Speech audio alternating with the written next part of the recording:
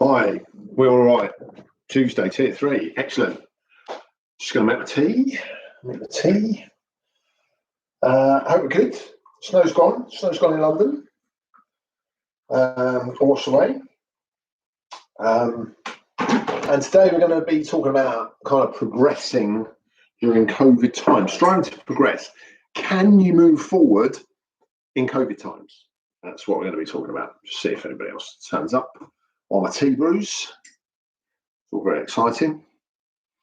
So I've got a question, obviously. I've got a question for today. Because it's about striving to move forward, what I thought I'd do is I'll ask a question about, so what can we achieve? So what can we actually achieve? So my question today, but this is in 2019 because the numbers aren't in for 2020 yet. So 2019 question really, what was the average salary of a FTSE 100 CEO in 2019?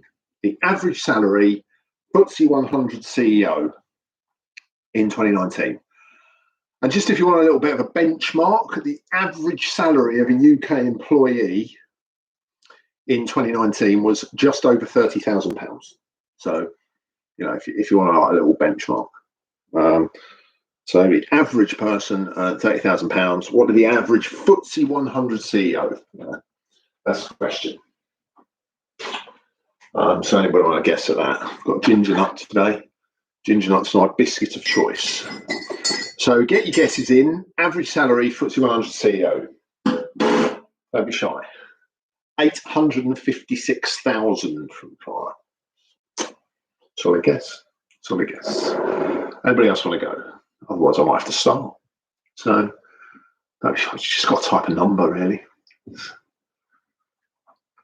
We can't let Clara win. Somebody else has got to have a guess. Afternoon, late to the party, but I think I've got the question. The question, mate, was average salary of the FTSE 100 CEO in 2019. So average salary, FTSE 100 CEO 2019. So if you want to amend your guess, Kev, that's absolutely fine. 175,000. That is 175,000. Counting the noughts. Yeah, 175,000. Right, yeah.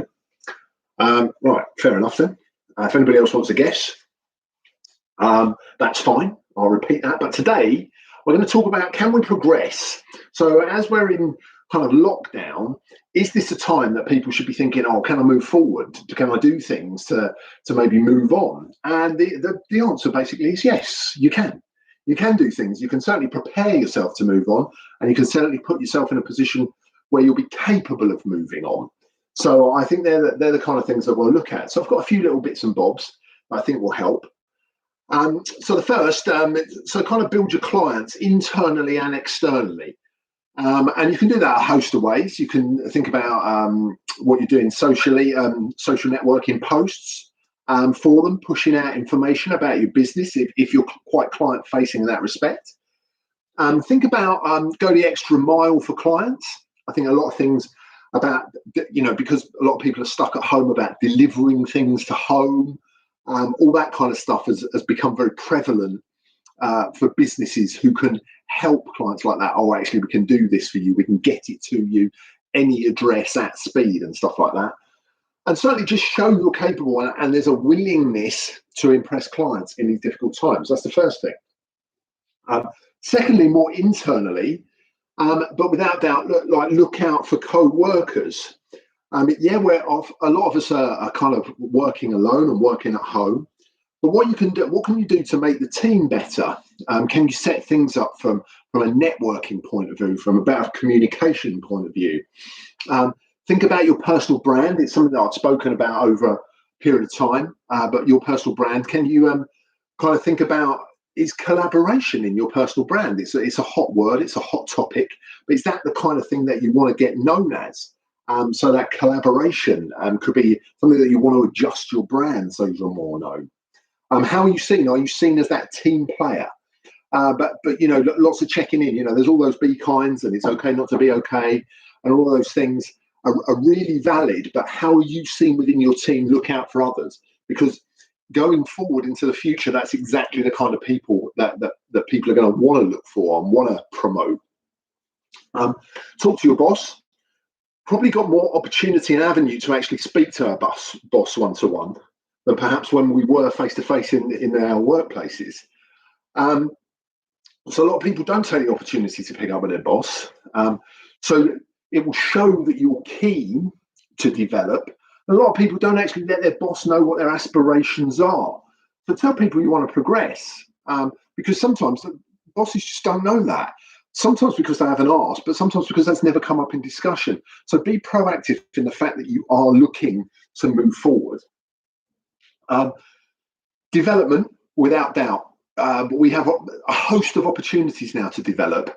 And I'm not saying people have got time on their hands. I'm not suggesting that at all. But if we look at how people learn and how they develop using that 70-20-10 kind of matrix, 70% is done through experience, 20% through mentoring, etc., and 10% what we see as formal learning, the old courses of old. But I think we've got a huge opportunity. What can we do at home? How can we pick stuff up?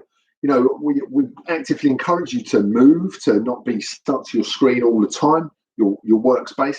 But maybe when you're out, you might just want to listen to something, a little podcast, a little TED talk. So you're developing in that way. And that could certainly just give you like little nuggets of wisdom that you can then pitch in. Get goal focused. What is your goal? What are you trying to achieve and get to? And then by identifying that goal, you can start building your skills and behaviors that you need, linking that to that develop others that I mentioned. I did read somewhere, it said, Google the job that you want and see kind of what things are required for that. And that's an interesting one. And volunteer for stuff. So extra things that people might want you to take on. Volunteer, stretch yourself, go out your comfort zone. Take extra stuff on to show that you're somebody who's willing to put that extra bit in. Your virtual network becomes more and more important. I think probably, I've got no stats on it, maybe that's my next bit of research.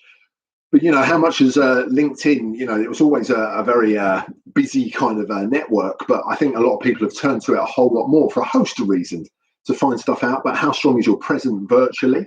What you're seeing? You've probably got a better opportunity than ever now to maybe find a mentor, to work with somebody, internally or externally, someone who can help you, somebody who's been there. I know they won't have been there through COVID before because we haven't experienced that before, but how people have got on, and kind of think about new ideas. What can I bring to my business? How can I kind of get the business to develop in a slightly different way? It's a different world we live in now. So can your business diversify? Has it had to change? Has it had to turn? I work with a company, and they certainly had to change.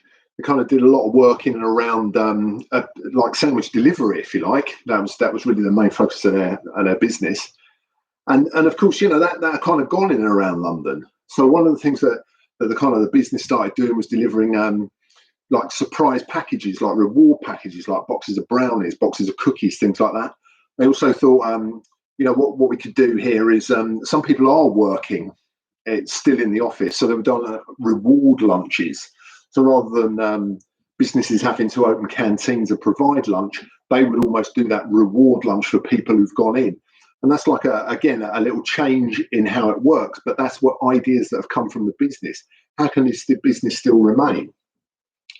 So there are certainly lots of opportunities and things that you can do to kind of raise your profile and be ready for next steps. Nothing's going to guarantee you get that promotion out the back of it. But I think at the moment, we probably have the place to position ourselves, find out where the business is going, look at the skill sets that's required to get that job, and we can make sure we're equipped to do it. Now, I asked at the start, what could possibly be the salary that could go with that job? CEO, FTSE 100 company. And it's an interesting one. I said the average salary of a UK employee in 2019 was just over £30,000. And the average salary in 2019 of a FTSE 100 CEO was just over £3.6 million. So that was the average salary.